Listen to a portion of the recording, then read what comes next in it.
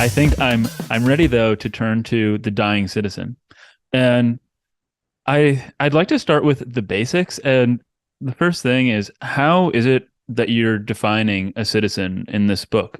You cited Kant's thoughts on the privileges of citizenship in the Western world at the outset of the book, and I found that pretty helpful.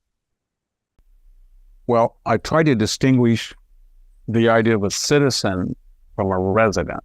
And today in the United States, we have 330 million residents. 50 million of those may or may not be citizens. I think about 25 are here illegally, and 25 million, to take a rough guess, are here on green cards. And so traditionally, citizenship in the West gave privileges to people who had either been born to one or two parents, or they resided in a particular place, or they had legal sanction through a formal process of obtaining it. And then it had particular rights and responsibilities. And the rights in this country were that if you were a citizen, you could enter or leave the country legally since 1930 with a passport, before with a general sense that you were free to go or come back and live here. You were free, you and you alone could vote in an election, local, state, or you had to be a citizen. And you could hold office and run for office, and you were subject to military call-up, serve the military. All of those now, I think, have been blended in with residency.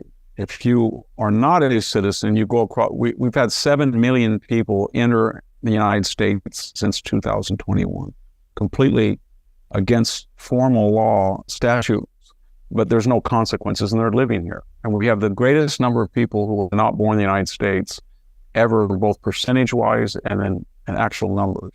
California, 27% of the population was not born in the United States. And so then you say, well, what rights do they can get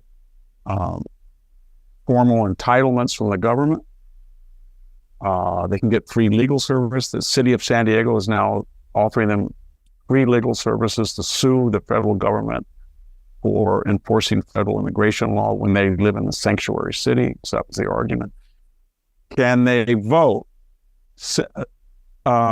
Ostensibly not, but in school board elections in San Francisco and in Massachusetts, people who are not legally a citizen are voting.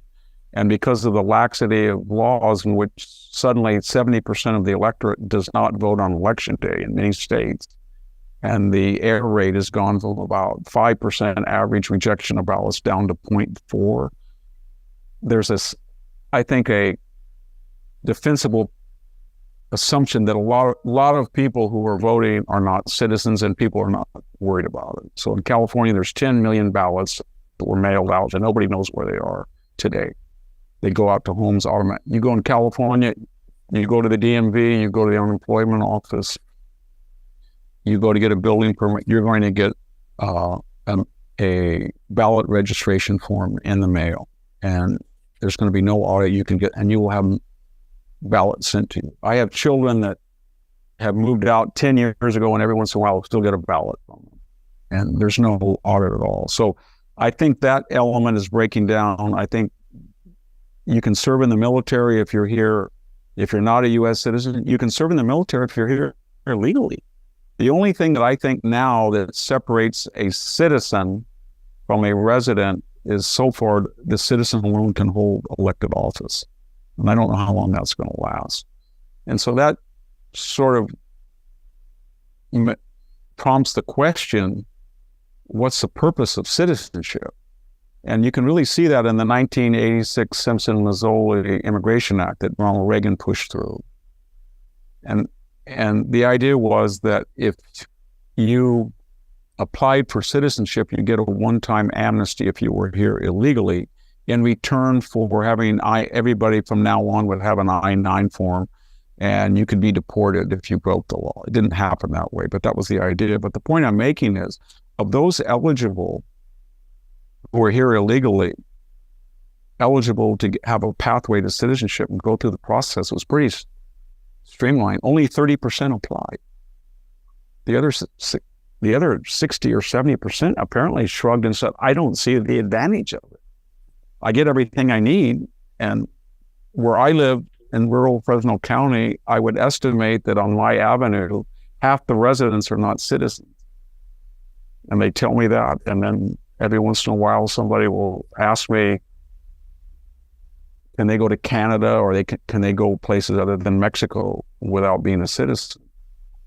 And they have driver's license and without being a citizen. So that it's no longer, and that then leads to a series of questions. Can you have a cohesive citizenry with a shared body of history and civic knowledge? And if you're not teaching this in the schools, when you meet somebody, when I'm walking around my farm at night and I see somebody and this is a nightly occurrence, they speak no English. I have no idea if they know what the Battle of Shiloh is. If I said, what do you think about Gettysburg or the 4th of July, it would be nothing. That's not new in America. We used to have a lot of immigrants come, but they came legally and they were unwilling participants in what we know as a brutal bargain. They were assimilated, integrated, intermarried, whether they liked it or not, on the kind of the Neanderthal premise that if you didn't want to be an American, you wouldn't have come here. And so you ask us to come, so you came, and so here's what you got to do. And we force-fed them Americana, and it worked pretty well. And then we in the last 20 years, we jettisoned that assimilationist melting pot, and we went to a tribalist salad bowl, where each particular ethnic group could retain, not incidentally, not food, culture, music, but essentially their culture, where they really were not interested in following the tenets of American citizenship, in the sense that we all had certain dates, certain customs. 4th of July, certain protocol. You stood up for the flag, you cheered the American team. If I go to a soccer match and the Mexican national team is playing in California, it's likely that it will be cheered and the American team will be booed. Famously, that happened, I mentioned that earlier, in Los Angeles, where the entire Coliseum was booing the American team because they were residents that were Mexican national. So all of this is a matter of degree. We're reaching a tipping point where the number of people who have some idea what citizenship entails, responsibilities, and the knowledge of their ancestors and their protocols is now the minority. And when that happens, there's no reason for the system to continue. Historically, it doesn't continue. When people are a link that is not connected to the next generation from the last generation. Mm-hmm. You said a few minutes ago, and I just want to clarify this briefly, that the way that you see it, elected office is the only thing that separates a citizen from a resident today.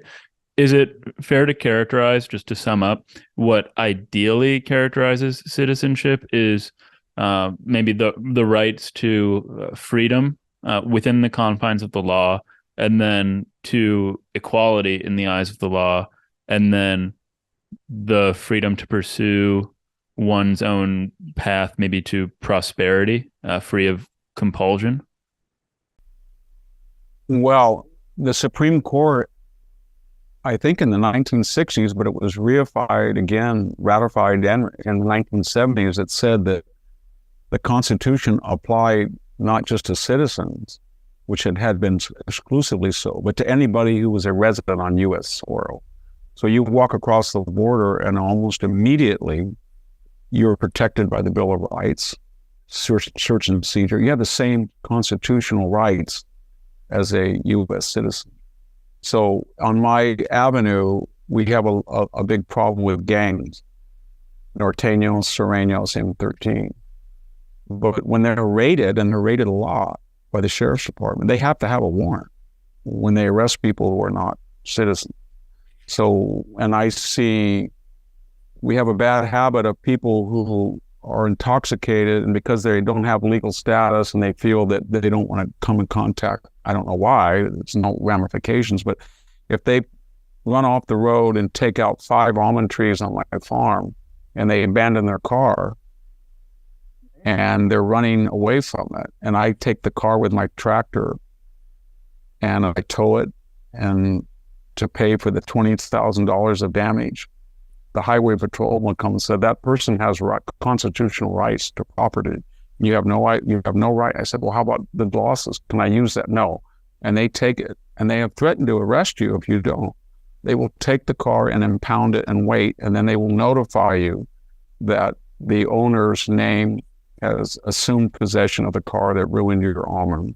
And you have a legal right to sue them, but they're not facing any penalties. They have the same rights as you do as far as court procedure, etc. I can testify from personal experience. So that's the idea, that freedom of speech, protection from government coercion, right to bear arms, that's all protected regardless whether your feet are on the ground legally, or you're a citizen, or you're a legal resident. It's all the same. That's not a distinction I can see between a citizen and a resident. It is a distinction of people who were lucky enough to have 2 feet within the borders of the United States, which I think is, again, a reminder why borders are really important.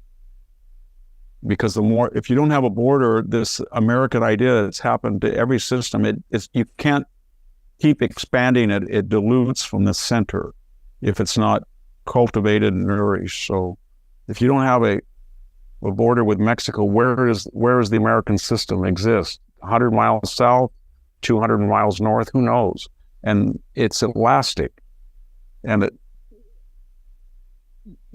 this idea that you can create an American system all over the world is sort of a utopian progressive dream, but it's impractical or impossible in the real world. So the problem, I think, as I hear it laid out, is that residents enjoy the benefits of citizenship, but then they don't have to endure, maybe that's not the right word, but they don't have the same obligations that citizens have. And this causes problem. Is that? I have to make a distinction.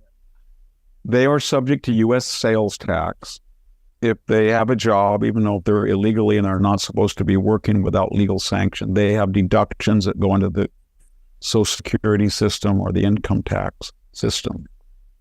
However, they don't feel necessarily that they're Americans, and they have no legal, no educational, no spiritual, moral obligation to identify themselves first and foremost as America. So, in my experience, I think it's documented throughout that when you have 50 million people here who were not born in the United States, and you're not making any systematic effort to assimilate or integrate them other than what popular culture does. And that is, to be honest, it does assimilate people through music. And they're not required to learn the English language because we have everything translated. Or then you're going to meet a lot of people who don't have the same reference as you do, or they don't have the same collective memory as you do.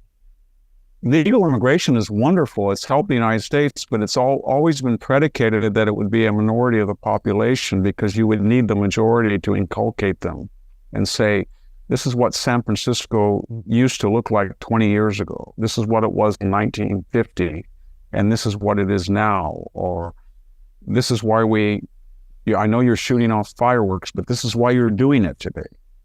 This is why. I've had that experience where somebody has let off firecrackers and explosive devices or shot guns, and they've come over to my property. Kind of scary. When you shoot up in the air, the bullets come down. And I've gone over there politely to suggest they not do that. And after all, it's 4th of July. It's a celebratory event, and they don't have no idea what I'm talking about. What do you mean? So, that's kind of a pastime of conservative media to go on the streets of the United States and ask people what World War II is, or who Franklin Roosevelt, and 90% of the people, unless they selectively edit, don't know. But as a person who taught still teaches, but especially 21 years in the Cal State system, I can tell you that there's a large number growing larger every day that has no idea. If you were to ask them, these are students in college, not high school, high school graduates and potential college graduates. If you ask them what the Supreme Court does, or who was Earl Warren, or what was the Battle of Iwo Jima, they have no idea. None. Period. Still.